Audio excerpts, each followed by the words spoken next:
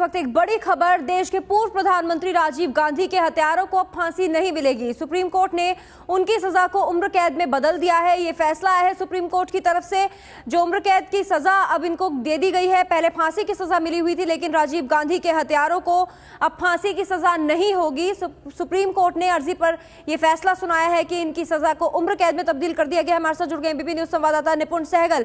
निपुण, क्या दलीलें दी गई कोर्ट में और सुप्रीम कोर्ट ने क्या कहा?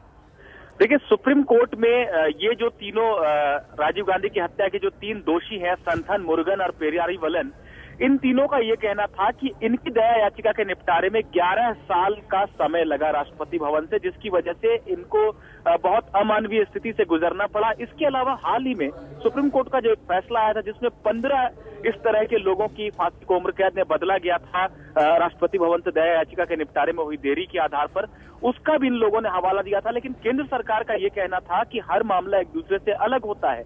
ये आतंकवाद से जुड़ा मामला है, ये पूर्व प्रधानमंत्री की हत्या से जुड़ा मामला है, और ये भी देखा जाना जरूरी है कि क्या जो जिस देरी का ये हवाला दे रहे हैं उसमें सरकार की कितनी गलती है, या क्या जानबूझकर कोई देरी की गई। लेकिन सुप्रीम कोर्ट ने आखिरकार इन बातों को दरकिनार किया है, और सुप्रीम कोर्ट ने कहा है अगर देरी हुई है तो हम सिर्फ ये देखेंगे कि क्या देरी करवाने में ये जो आरोपी हैं, जो मुकदमा लेकर सुप्रीम कोर्ट आए, इनकी कोई भूमिका है, क्या कोई रीजनेबल, कोई सचमुच का वैलिड कोई कारण है जिसकी वजह से ये देरी हुई है।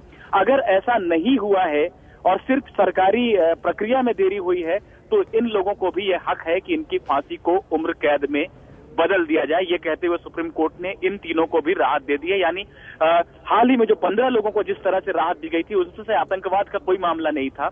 अब ये 3 लोगों को, जिन पर पूर्व प्रधानमंत्री की हत्या का दोष साबित हो चुका है, सन 2000 में सुप्रीम कोर्ट ने इनकी सजा की पुष्टि की थी, लेकिन 11 साल के बाद जब इनकी दया याचिका का निपटारा हुआ 2011 में, उसको आधार सुप्रीम कोर्ट ने माना है।